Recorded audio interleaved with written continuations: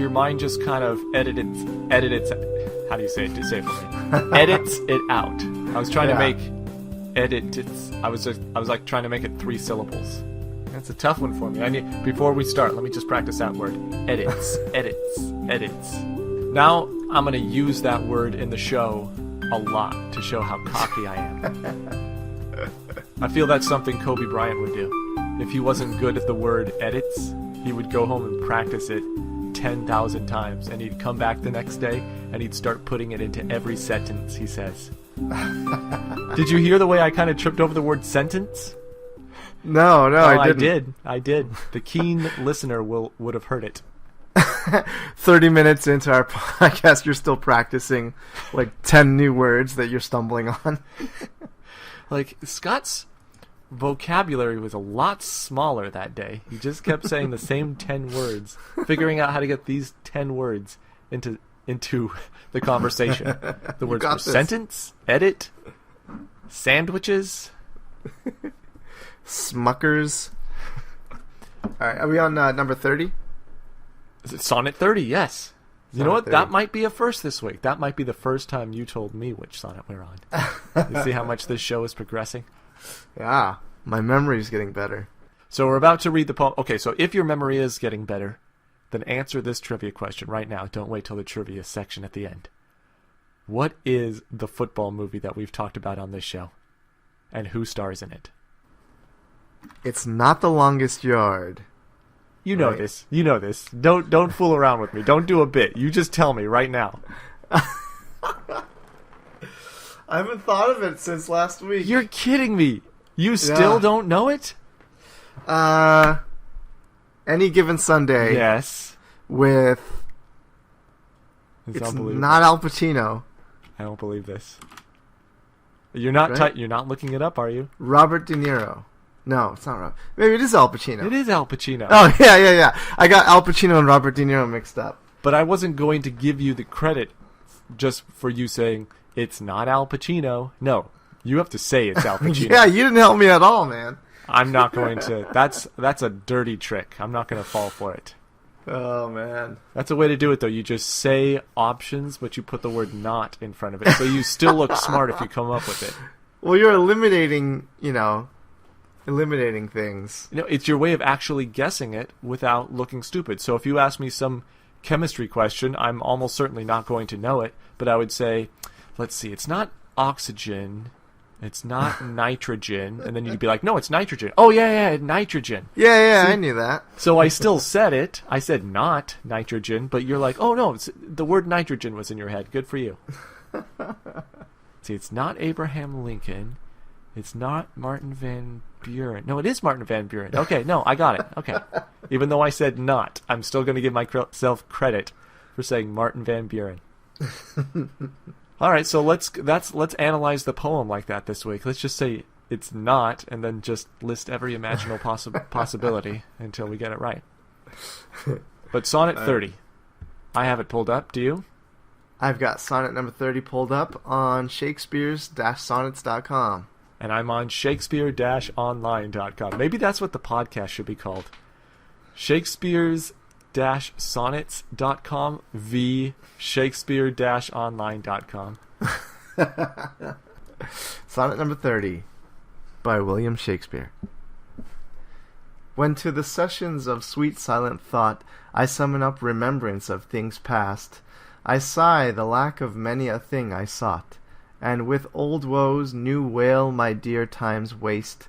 Then can I drown an eye unused to flow for precious friends hid in the death's dateless night, and weep afresh love's long since cancelled woe, and moan the expense of many a vanished sight.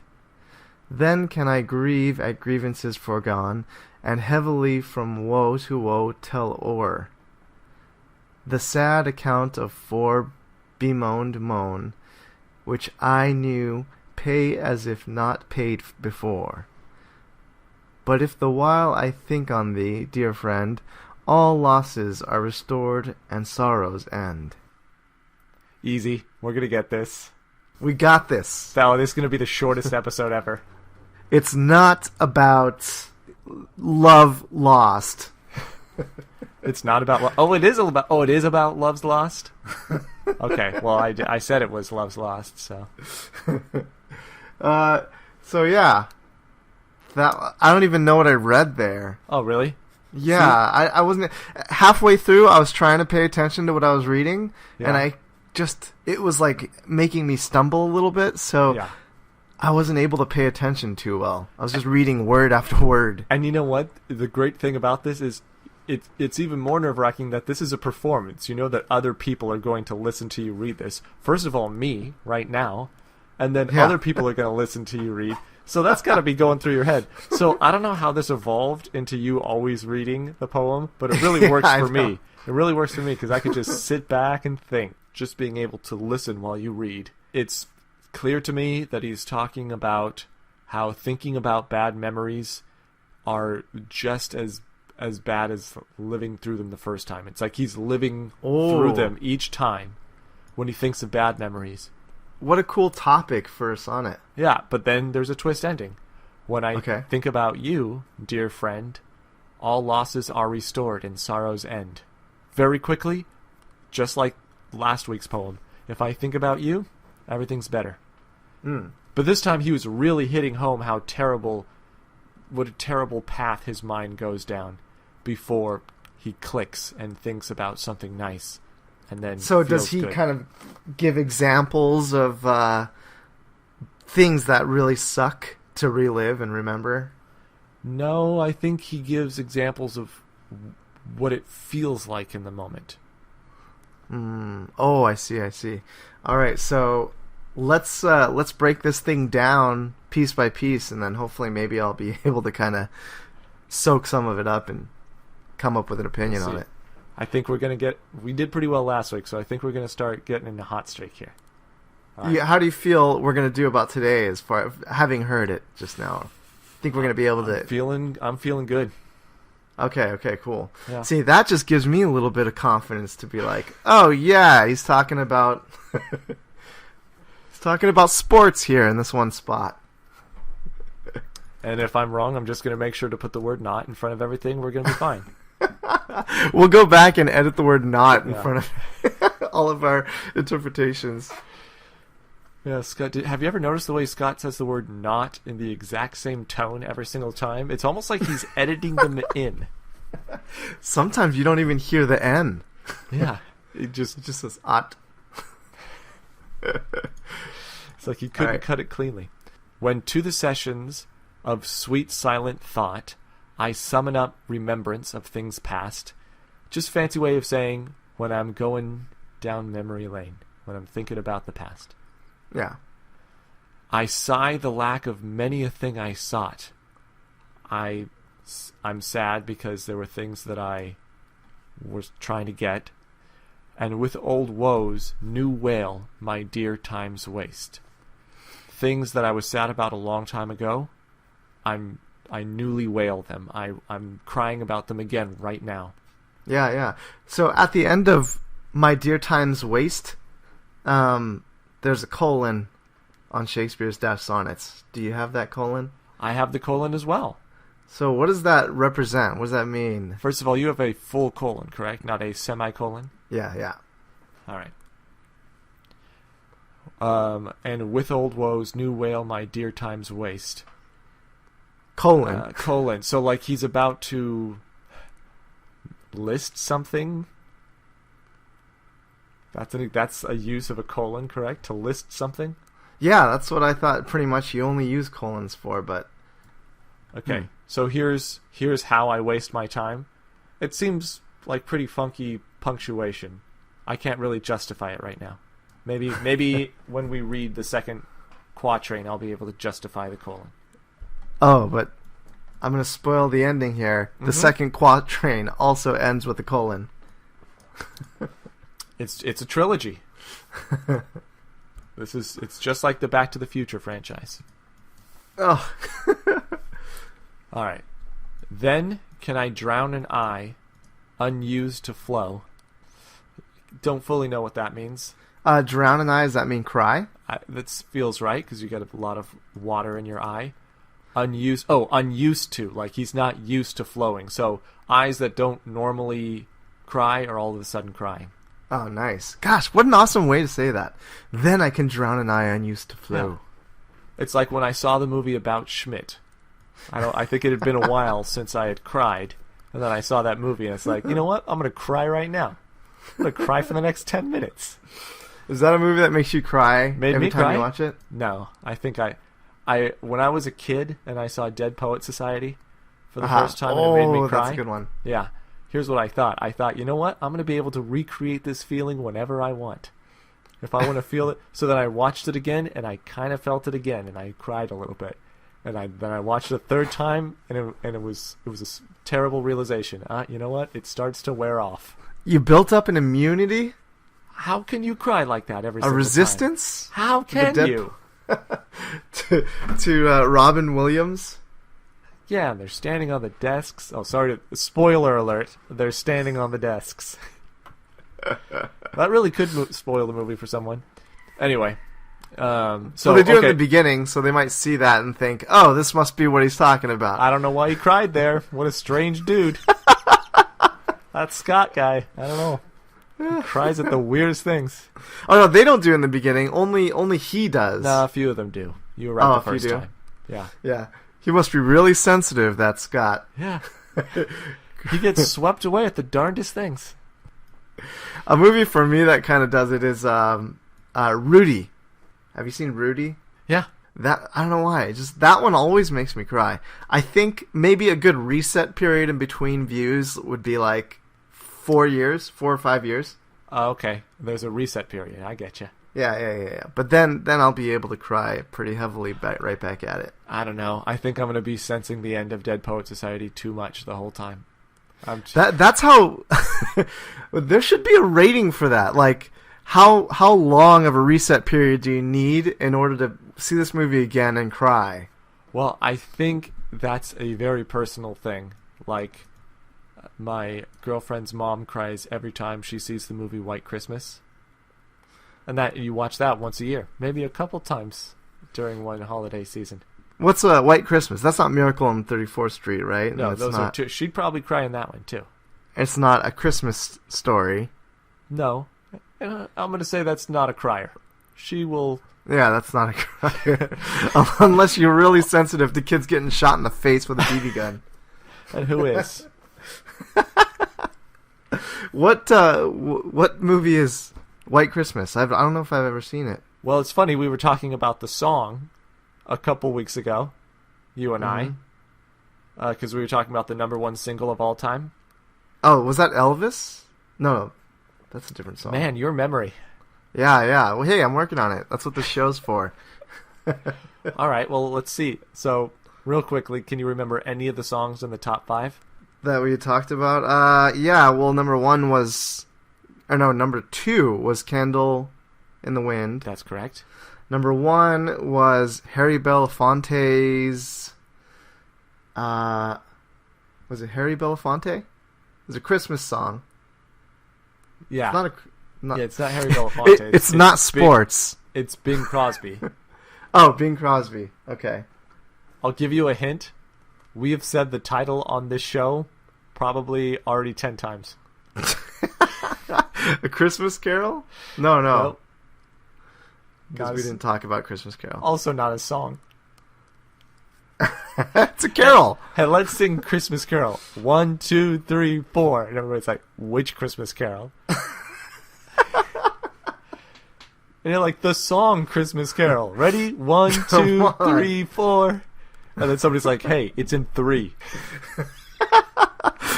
The problem is not that there is no song called Christmas Carol. The problem was the guy was counting it off in 4 when really the time signature was in 3/4. Like, hey, which Christmas Carol are you talking about? There is no Christmas Carol in 4/4. There's a song Christmas Carol in 3/4. And 2 and 3 and everybody starts singing it. All right. It was Bing Crosby's White Christmas. Yes. Okay. Very good. Yeah. We don't have to talk about it anymore. Anyway, so that's all that we got out of the line. Then can I drown an eye unused to flow? because remember that it started with me crying and about Schmidt because I hadn't cried in a while, and so I watched that movie and it helped me cry. It was nice. All right. For precious friends hid in death's dateless night. I'm not sure what that means. For precious friends hid, are these just people who are dead that I think about at night? Dateless night is night means it's dark, and dateless means it's forever. So death's foreverness, like they're dead. So my precious friends are hiding in this place I'm calling death's dateless night.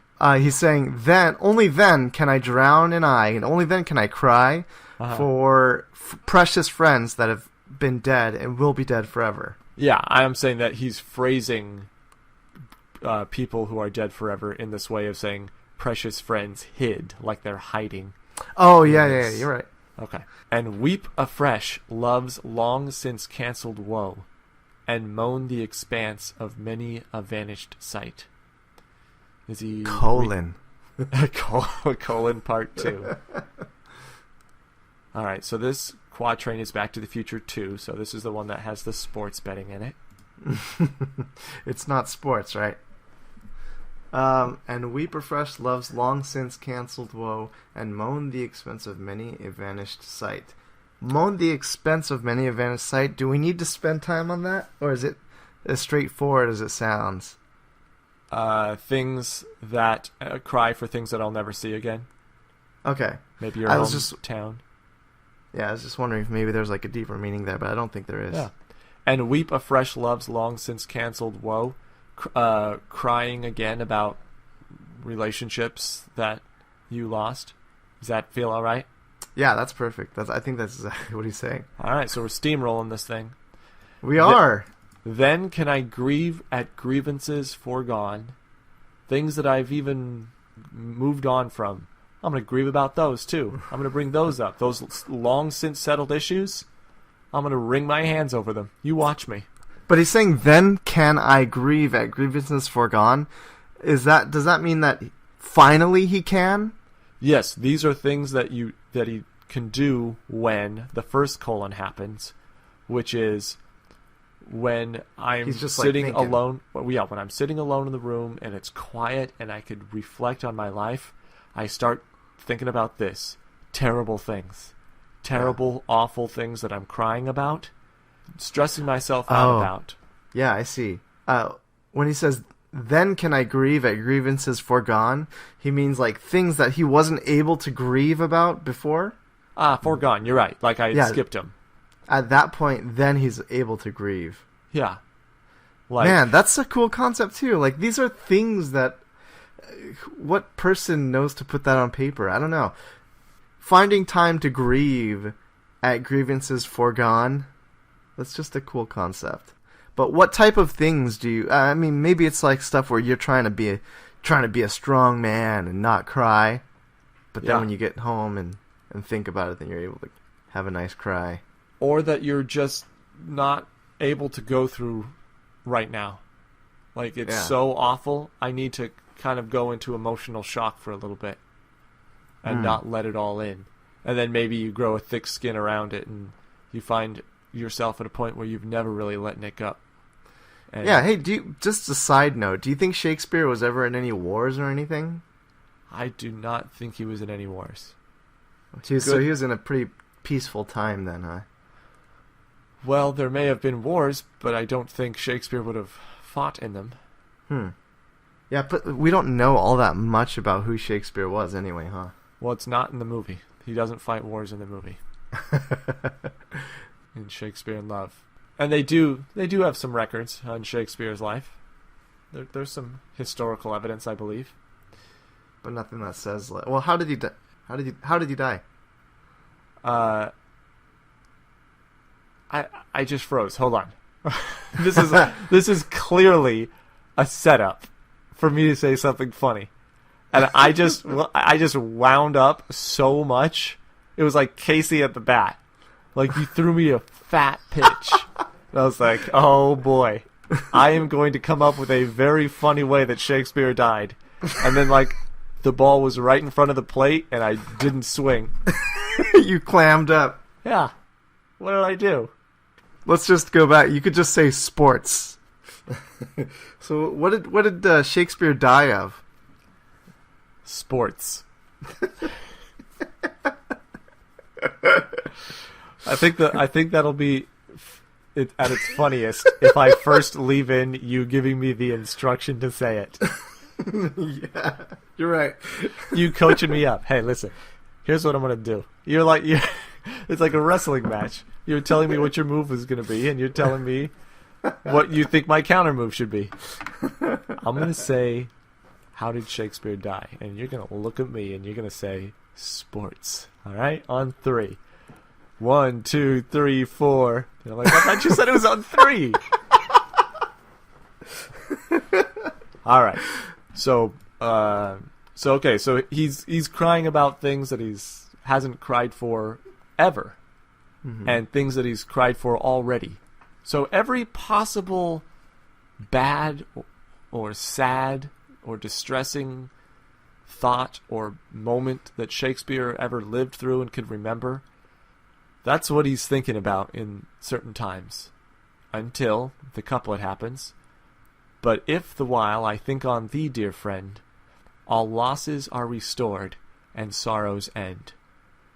You probably think about the things that you do have in your life, and all that emptiness all of a sudden seems filled, and you're not sad anymore because you realize I at least had someone in my life. So people are what make you able to bear the misery of life. A very simple message, very simple statement. I really like how it's weird how he spends so much time on negative kind of things here, and then at the very end he's like, "But you make it all good." It was a rope-a-dope. It was yeah. I just got rope-a-doped by Shakespeare. Yeah. You let it keep punching you, and then all of a sudden, boom, happiness takes over. I wonder if in the Shakespeare interpretation circles there's the Shakespeare 30 sonnet number 30 rope-a-dope reference. When they're like, "Oh yeah, I just read 30 again. Ah, the rope-a-dope." Did you just got sonnet 30, didn't you? Like if there's another play or another poem or a play or something. Can you announce a fight between Ali and Foreman and use sonnet 30 in there? Well, so all he would be saying is I don't even know. Was that Howard Cosell, by the way? Is this a trivia question? Did he actually announce the something in the something that rhymes with the country that they're in? Yeah, it's either the Rumble in the Jungle or the Thrilla in Manila. There you go. I told you it rhymed. And it's not the dance in France. And it's not... You gotta come up with one for Japan. The happening in Japan. No, I tried to get real approximate there. Couldn't get there. Or maybe Tokyo. The Pokyo in Tokyo. And it just shows one of the boxers poking the other guy. That's a Pokyo. They just start coming up with words just to rhyme with the areas. All right. So yeah, in that fight, Ali would be up against the ropes, and Foreman would be fighting him, and then all of a sudden, Foreman gets worn out, and Ali just pummels him. He gives him the old sonnet 30. Well, the sonnet 30 is when Ali is backed up against the ropes, and Foreman's like punching away and just hammering. Yeah, and Ali just keeps moving back and using the ropes to like make him bounce back. That's the rope-a-dope, right? Well, it's to wear George Foreman out. Yeah. And so that when Ali saves up his energy and just starts pummeling him at a certain point. The whole time, everybody thought Foreman was winning the fight. I thought the rope-a-dope was just the one little move where he was like, turtle shelled up, all blocking and everything, and then he kind of leans back against the ropes to soak up some punches and just let the rope kind of catch him. The tactic was... That's what I'm saying. I didn't know that it was a tactic. I thought it was just a move. So it is a tactic? It is a tactic. Ah. Some people call it the rope-a-dope. Some people call it the sonnet 30. It all means the same thing. We'll look up rope-a-dope so that we can give you the actual definition. All right, yeah, that sounds good. Not that it'll be in a definition form. It'll be in a short story. But anything else to say about this poem? I think that there's something to be said about how much negative he spends, or how much time he spends on the negative, and then just kind of flips it all around right there at the end. I think it makes you feel even better that it happened so suddenly.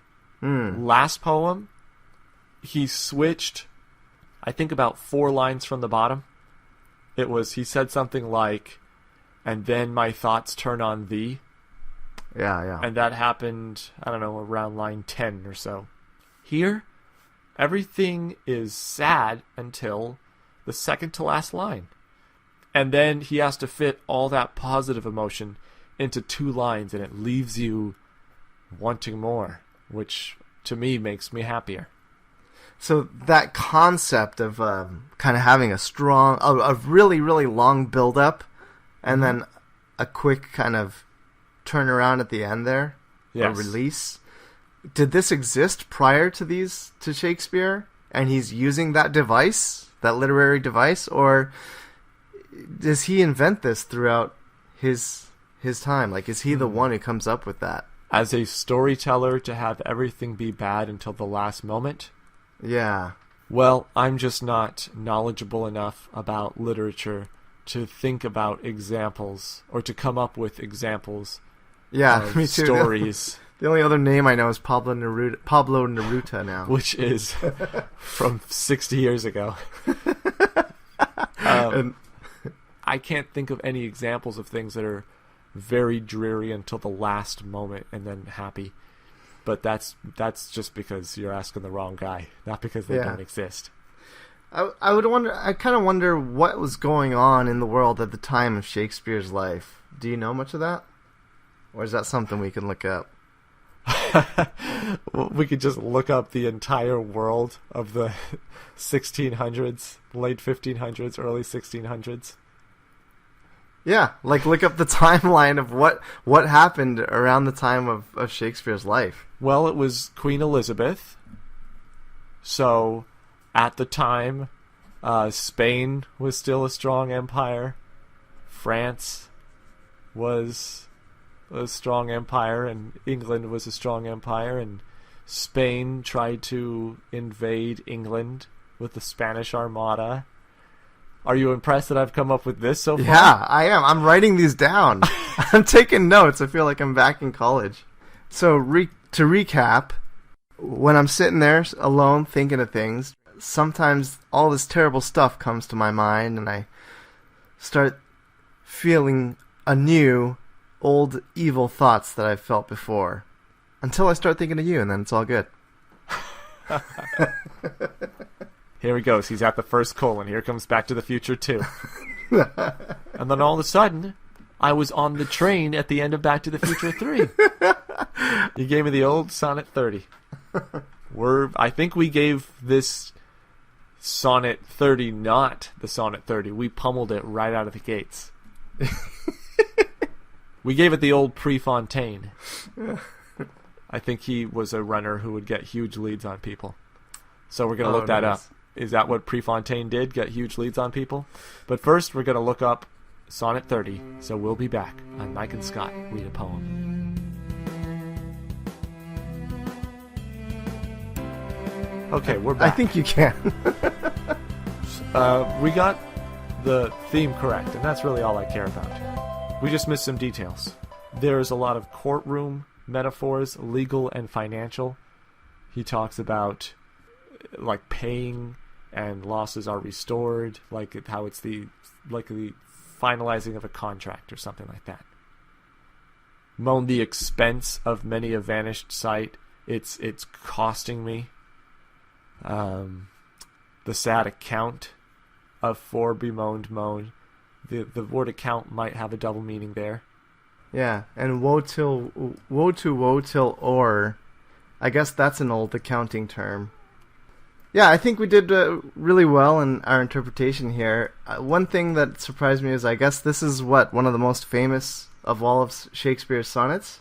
Yeah, it says at the top there that it's one of the most famous ones. This is like a hit, so like a Let It Be for Shakespeare. Like, it's an easy one to get into and understand. Everybody can kind of sing along. We'll do this one at all our concerts. Shakespeare always did Sonnet 30 at his concerts. Oh God, I bet you had some pretty cool concerts. He didn't open with Sonnet 30. In fact, it would be his encore. It was the first time anybody ever did an encore. Like, everybody came, they're like, oh, he's going to do Sonnet 30 for sure. And then he said, all right, that's it, good night. And he walked off stage, and people are like, no, please, Shakespeare, Sonnet 30. Encore. Invented a new word. And then he walks on stage and like, he's back! Yeah! He's back! And he just... I'm seeing this crowd of people with signs that say Shakespeare on it. And then he just says, when to the sessions of sweet silent thought...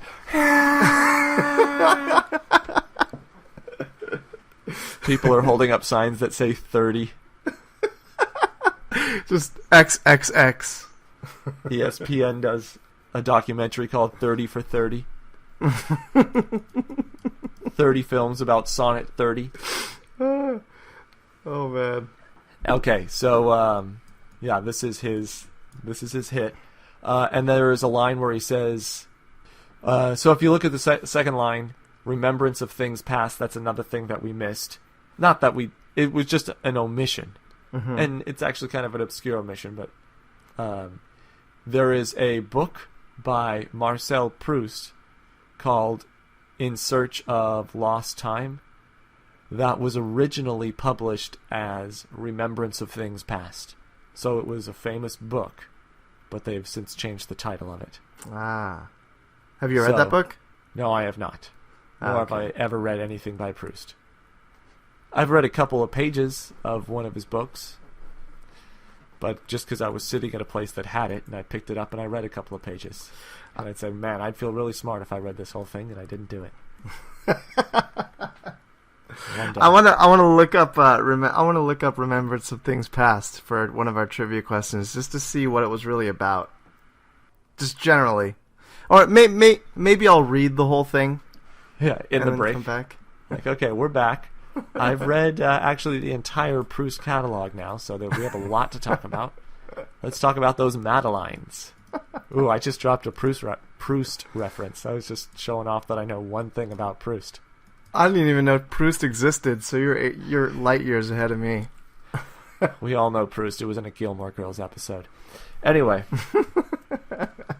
So that's another thing that I could have added if I was really sharp, but again, I'm not. I could have, in the second line, said, hey, Mike, stop. Remembrance of Things Past?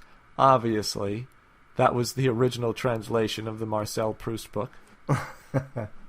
So that's an interesting thing that we missed. Other than that, not really anything to bring up. I give ourselves a solid A on this one. Solid A. Yeah, not going to waver on that. And that's with a bit of a curve that wasn't bending in our favor. Basically, because it's so clearly written, I didn't give us very much room to falter. Because in the past, sometimes we were like, I'm not sure what Shakespeare means here. And then we look up the interpretations, and it says, it is unclear what Shakespeare means here. Uh-huh. All right. Well, what's our trivia questions? I haven't written any of them down, so I hope you have all of them written down. So, first off, I'm going to look up Remembrance of Things Past.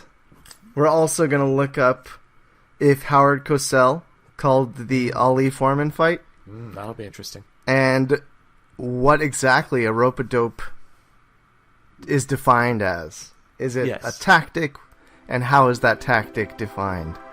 So we'll be back with the answer to the trivia questions on Mike and Scott Read a Poem. All right.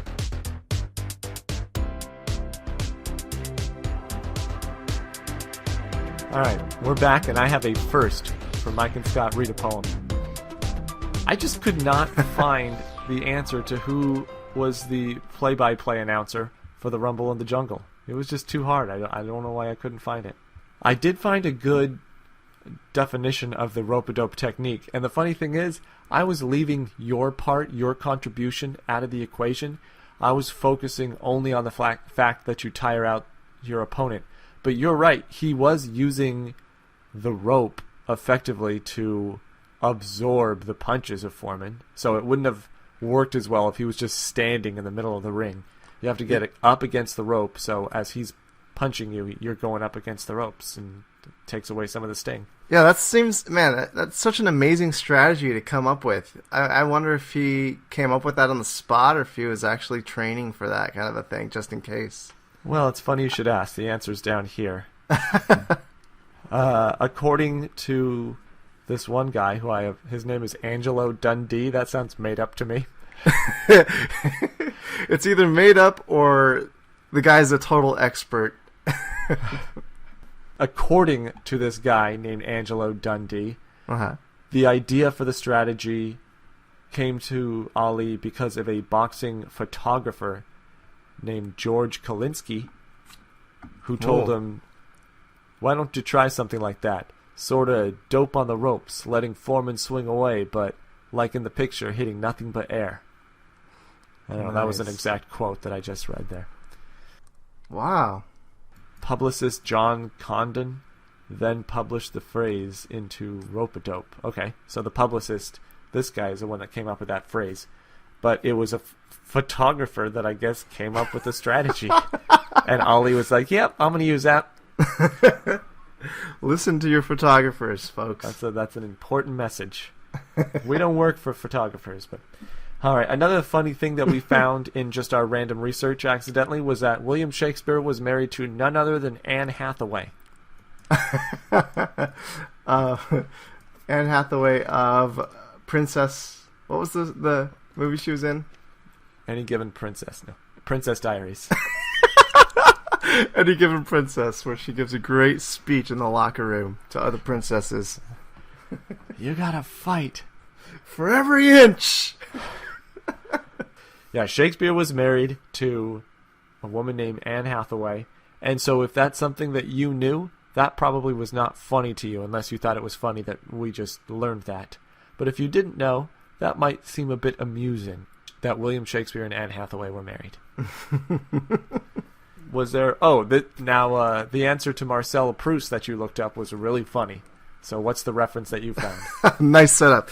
All right, get this, everybody. Funniest thing in the world about to happen here. Go. Everywhere I look to find kind of a synopsis of Proust's story, Search for Lost Time, is basically a huge essay of things that happened in his stories. So I you found were out that getting it's bored. 7. Yeah, I was getting bored reading the synopses, but it's 7 volumes of a single novel. It's just huge. It's known for being so huge. Anyway, so while I was researching, one thing I stumbled across is I guess there's this from 1972, the English television show Monty Python's Flying Circus. There was a sketch where they had a contest where the contestants had to summarize all 7 volumes of In Search of Lost Time in 15 seconds. And so one group of contestants sang their entry in madrigals, but they still failed to win. And eventually the prize was awarded to the girl with the largest breasts in the sketch. So just kind of illustrates how difficult it is to summarize what the heck this novel is. I'll just leave it at that. Monty Python took that issue head on. Yeah. And they were fearless in their execution. But generally it's a story about, it seems it's a story about Marcel's family, the writer's family, and him growing up and chasing, and that's time. That's Well, it. thank you very much. That's what the audience will learn about In Search of Lost Time. Do we have any other trivia questions? No, that's all. All right. So, what do you feel that we learned today on the show? I learned that having large breasts... And that's time. Thank you very much. I hope you guys enjoyed listening. Excellent. Well said. No, that's not the ending. I like it. That was terrible. No, that's good. Well, what was the sonnet about this week? Usually we connect our lives to the sonnet. Oh yeah, that's right. Well, the sonnet was just basically about.